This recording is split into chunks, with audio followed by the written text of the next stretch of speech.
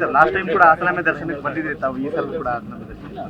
ಈ ವರ್ಷನೂ ಬಂದಿದ್ದೀನಿ. ಹಾಸನಾಂಬೆ ದರ್ಶನ ಮಾಡಲಿಕ್ಕೆ ಈ ವರ್ಷನೂ ಬಂದಿದ್ದೀನಿ. ಈ ವರ್ಷ ಬಹಳ ಅಚ್ಚುಕಟ್ಟಾಗಿ ಮಾಡಿದ್ದಾರೆ. ನಮ್ಮ ಕೃಷ್ಣ ಬೈರೇಗೌಡ ಇಲ್ಲಿ ಬಂದಿರು. ಕೃಷ್ಣ ಬೈರೇಗೌಡ ಅಲ್ಲೇ ಇರ್ತಾನೆ, ನೀವು ಕರ್ಕ ಬನ್ನಿ. ಅಲ್ಲೇ ಇರ್ತಿರ್ತಂತೆ, ಅಲ್ಲಿ ರಶ್ ಇದೆ ಇವತ್ತು ಭಾರಿ. Krishna Byregowda district in charge minister ಆಗಿ ಒಳ್ಳೆ ಕೆಲಸ ಮಾಡಿದ್ದಾರೆ.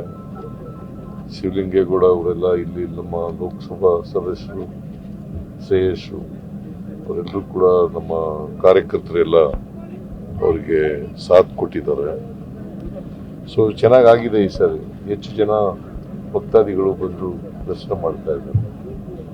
ಸರ್, ಹೈಕೋರ್ಟಿಗೆ ಜೆಡಿಎಸ್ MLA ಅವರು ರಿಟ್ ಹಾಕಿದ್ದಾರೆ ಸರ್. ಹೈಕೋರ್ಟಿಗೆ ಅನುದಾನ ಕೊಡ್ತಾ ಇಲ್ಲ ಅಂತ ತಾರತಮ್ಯ ಮಾಡ್ತಾ ಇದೆ ಸರ್ಕಾರ ಅಂತ ವೆಂಕಟ ಶ್ರೀನಿವಾಸಪುರ ಶಾಸಕರು ಮಾಡ್ಲಿ, ಪಾಪ ಕೋರ್ಟ್ನಲ್ಲಿ ತೀರ್ಮಾನ ಆಗಲಿ. ಈಗ ನಾವು ಎಷ್ಟು ಅನುದಾನ ಕೊಡಬೇಕು ಅಷ್ಟು ಕೊಡ್ತಾ ಇದ್ದೀವಿ. ಏನು ಅನುದಾನ ಕೊಟ್ಟಿಲ್ಲ ಅಂತಂದ್ರೆ ಕಾಂಗ್ರೆಸ್ MLA ಜಾಸ್ತಿ ಕೊಡ್ತಾ ಇದ್ದಾರೆ, JDS ಮತ್ತು BJP MLA ಅನುದಾನ ಕೊಡ್ತಾ ಇಲ್ಲ ಸರ್ಕಾರ ಅಂತ. ಯಾಕೆ ಕೊಡ್ತಾ ಇಲ್ಲ? ಅವ್ರಿಗೂ ಕೊಡ್ತೀವಿ.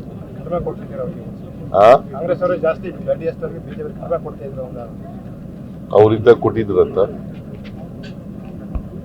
ಅವ್ರ ಅಧಿಕಾರದಲ್ಲಿದ್ದಾಗ ಏನು ಸಮ್ಮಿಶ್ರ ಸರ್ಕಾರದಲ್ಲಿದೆ ಎಷ್ಟು ಅನುದಾನ ಕೊಟ್ಟಿರಂತೆ? ಈಗ BJP ಅವರು ಎಷ್ಟು ಅನುದಾನ ಕೊಟ್ಟಿದ್ರು ಅಂತ ಸುಮ್ಮನೆ ಅಲ್ಲಿಗೆ ಸುಳ್ಳು ಆರೋಪಗಳನ್ನು ಮಾಡಕ್ ಹೋಗ್ಬಾರ್ದು.